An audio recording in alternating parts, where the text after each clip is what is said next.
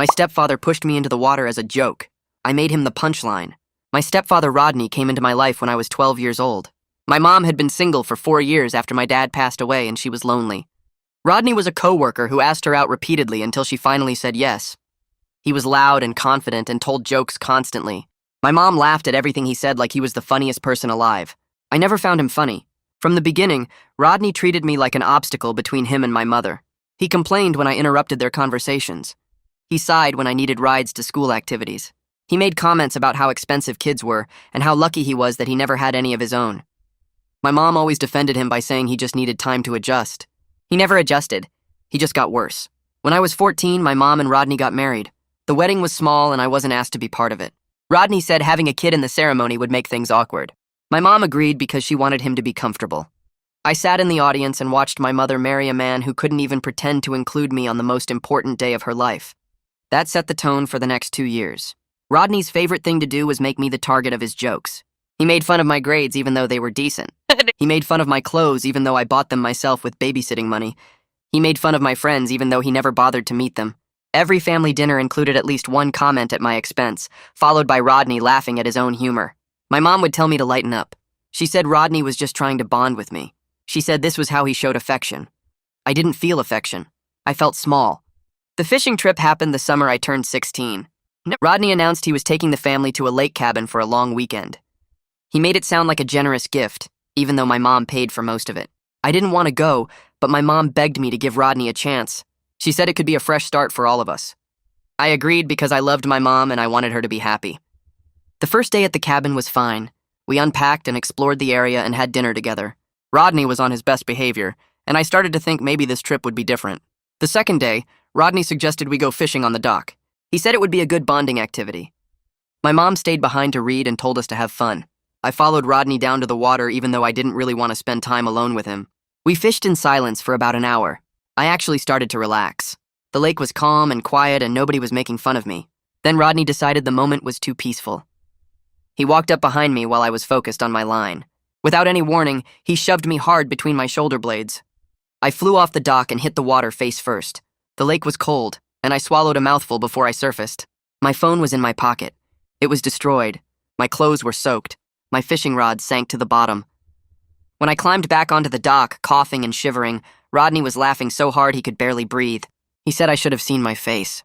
He said it was just a joke and I needed to learn to take one. He said this was exactly why he couldn't bond with me, because I was too sensitive about everything. I walked back to the cabin, dripping wet and humiliated. My mom asked what happened. Rodney told her before I could speak. He made it sound hilarious. He said I went flying and it was the funniest thing he'd ever seen. My mom looked at me and then looked at him and she laughed too. She actually laughed while I stood there shaking with cold and embarrassment. She told me to go change and stop being so serious. That night I stayed in my room and planned. I wasn't going to confront Rodney. I wasn't going to yell or cry or give him the satisfaction of knowing he got to me. I was going to make him feel exactly how he made me feel. Small, embarrassed, like a joke nobody was laughing at. The next morning was our last full day at the cabin. Rodney announced he wanted to fish again. He asked if I was joining. I said sure. My mom smiled like we were finally getting along. We went back to the dock.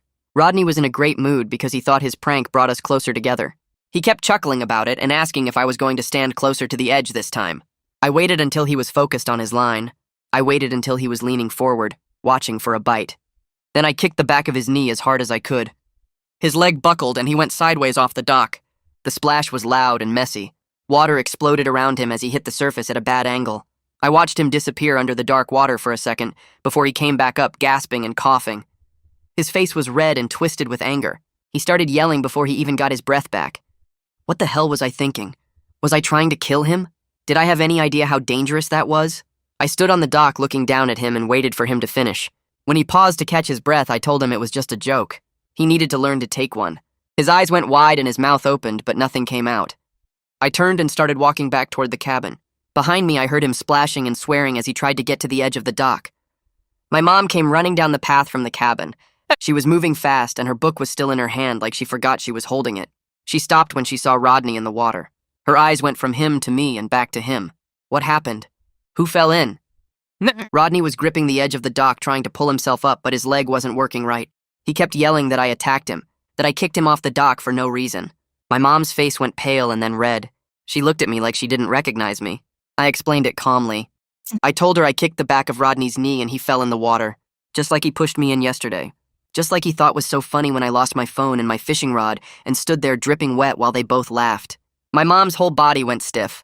Her face turned a darker red and she started yelling. I could have seriously hurt him. What was wrong with me? Did I think this was some kind of game? She threw her book down on the ground and rushed to the edge of the dock to help Rodney. Rodney was trying to climb out, but every time he put weight on his right leg, he made a sound like someone stepped on him. His knee was already twice its normal size. The skin looked tight and shiny. He finally got himself onto the dock by dragging his body up with his arms. Once he was out of the water, he just sat there breathing hard and holding his knee. His pants were plastered to his legs and I could see how bad the swelling was getting. Part of me felt good watching him hurt. Another part of me felt sick. I didn't plan for him to get injured this bad.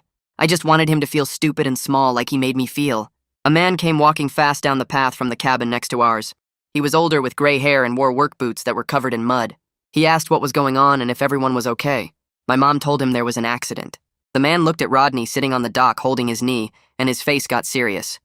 He introduced himself as Declan Horton and said he owned the cabin we were renting. He knelt down next to Rodney and looked at the knee without touching it. He said we needed to get Rodney to the medical clinic in town right away. That knee needed to be checked by a doctor. Declan went to get his truck. My mom helped Rodney stand up on one leg. He had his arm around her shoulders and was hopping on his good leg. He wouldn't look at me. My mom wouldn't look at me either. When Declan came back with his truck, we all got in. My mom sat in the back seat with Rodney. She helped him get his legs stretched out and put her jacket under his knee. I sat up front with Declan. Nobody said anything to me. The silence was thick and heavy. It pressed down on me worse than any yelling could have. I stared out the window at the trees going by and tried not to think about how much trouble I was in. The clinic was small and looked more like a regular house than a medical building. There was only one doctor working and he took Rodney back right away. My mom went with him. Declan and I sat in the waiting room. He didn't ask me any questions. He just sat there reading a magazine about fishing. I watched the clock on the wall and counted the minutes.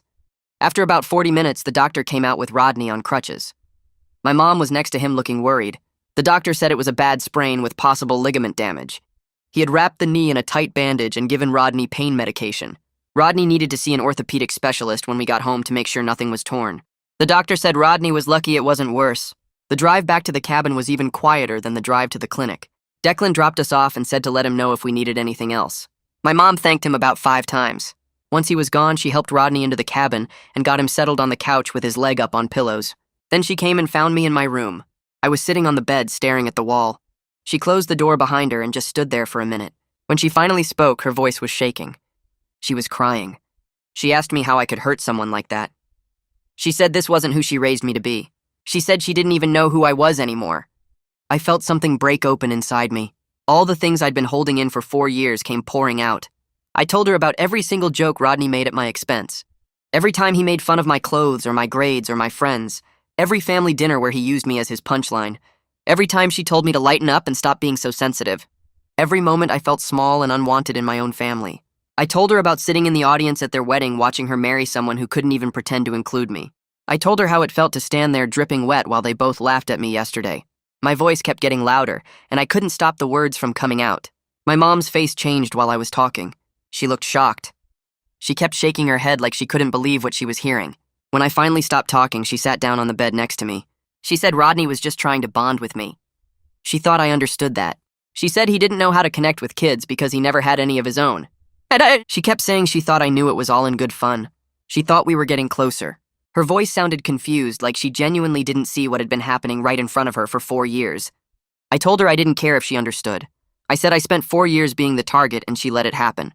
She wiped her eyes and said she was sorry. She said she would fix this. She stood up and walked out of my room without saying anything else. I sat there feeling empty. The anger was gone, but I didn't feel better. I just felt tired. I heard my mom talking to Rodney in the living room, but I couldn't make out the words. Their voices got louder. My mom sounded firm in a way I hadn't heard before. Rodney's voice was defensive and angry. About 20 minutes later, I heard the uneven thump of crutches in the hallway. Rodney pushed my door open without knocking. He stood there leaning on the crutches with his wrapped knee bent.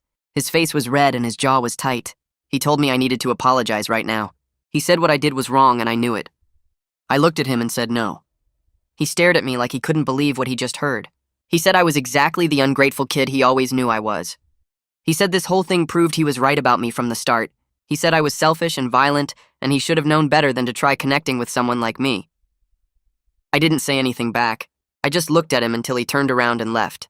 The rest of the day was awful. Nobody talked. My mom made sandwiches for lunch and we ate in silence. Rodney stayed on the couch with ice on his knee. I stayed in my room. The cabin felt smaller and more uncomfortable with every hour that passed. That evening, my mom knocked on my door and said we were leaving in the morning instead of staying the last night. She said she would start packing after dinner. Dinner was leftovers that nobody wanted to eat. We sat at the table and pushed food around our plates. The only sound was forks scraping against dishes. Someone knocked on the cabin door around 7. My mom answered it. A woman's voice said she was Grace from next door. She said her husband Declan mentioned what happened, and she wanted to bring over some ice packs and pain medication. My mom thanked her and invited her inside. I heard them talking in the living room. Grace's voice was quiet but clear. She said she heard Rodney laughing yesterday about pushing someone in the water. She said it seemed mean to her. She said her own brother used to do things like that and call them jokes, but they never felt like jokes to the person it happened to. There was a long silence after that. My mom came and got me from my room. She asked me to come to the living room. Grace was standing near the door holding a bag. Rodney was still on the couch. My mom sat down in the chair across from him. She looked at Rodney and asked if he really pushed me off the dock as a prank. Her voice was steady, but I could hear something breaking underneath it. Rodney looked annoyed. He said yes, he pushed me, but it was harmless fun. He said I overreacted by retaliating with violence. He said what I did was way worse than what he did. My mom asked if he thought about how it made me feel. Rodney said I needed to learn to take a joke. He said if I couldn't handle a little teasing, then I was too sensitive for the real world. Grace quietly left while they were talking. My mom sat there looking at Rodney like she was seeing him for the first time. The next morning, we packed up the car in silence. Rodney sat in the back seat with his injured knee stretched across the seat. My mom drove. I sat in the passenger seat and watched the trees go by. Nobody turned on the radio. Nobody spoke. The 2-hour drive felt like it lasted forever. Every minute was heavy and uncomfortable. When we finally got home, Rodney hobbled inside on his crutches and went straight to the bedroom. My mom and I unloaded the car.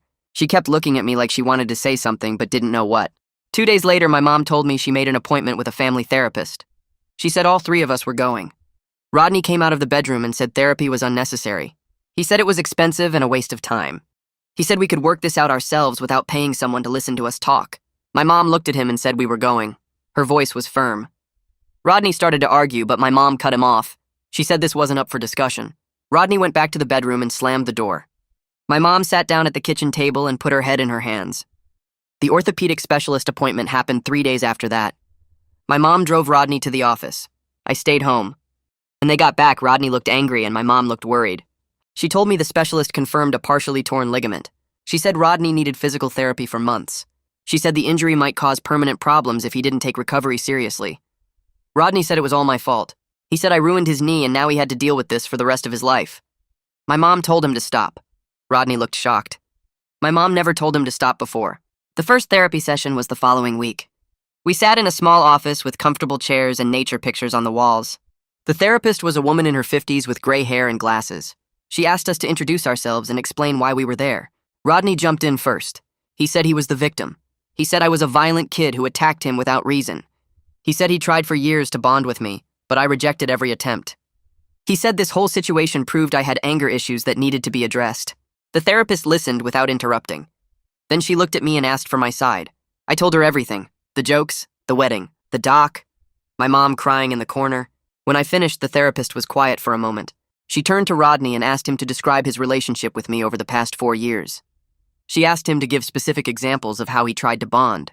Rodney started talking about his jokes. He described making fun of my clothes and grades.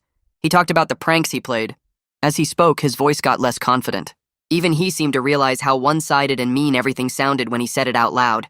The therapist asked if he ever tried bonding through shared interests or activities that didn't involve making me the target. Rodney didn't have an answer. He just sat there looking uncomfortable. The therapist turned to my mom.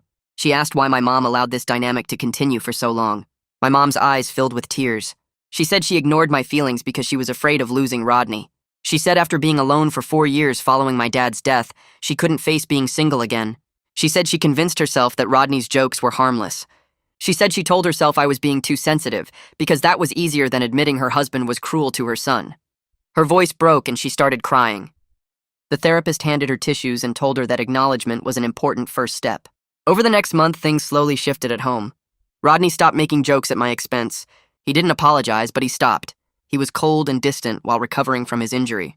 He spent most of his time doing physical therapy exercises in the living room. When we passed each other in the hallway, he didn't say anything. My mom started checking in with me more. She asked how I was feeling. She asked about school. She stopped defending Rodney automatically. One evening, about 2 weeks after our last session, I was doing homework at the kitchen table when Rodney came in to get a drink. He started making a comment about how I was probably copying answers from the internet.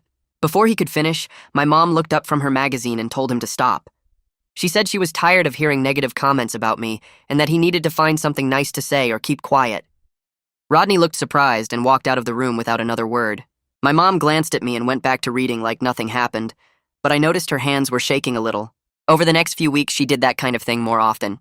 She interrupted when Rodney started to criticize my clothes. She insisted I sit with them during movie nights instead of letting Rodney wave me away. She asked about my day at the school and actually listened to my answers. It wasn't dramatic or life-changing, but it was different. Rodney noticed too, and he started being more careful around both of us. 6 months passed and Rodney finished his physical therapy. His knee worked mostly normal again, though he said it hurt when the weather changed. We settled into a routine that wasn't warm but wasn't hostile either. Rodney stopped making jokes at my expense completely. He talked to me about basic things like asking if I needed a ride somewhere or telling me dinner was ready. Sometimes we even had short conversations about normal stuff like sports or what was on TV. He never apologized for the years of put-downs or for pushing me off the dock. I never apologized for kicking his knee. We just moved forward in this weird middle ground where we weren't family but we weren't enemies. My mom and I started talking more honestly too. She admitted she made mistakes by choosing Rodney's comfort over my feelings. I told her I understood she was scared of being alone, but that it hurt anyway. We were figuring out how to trust each other again.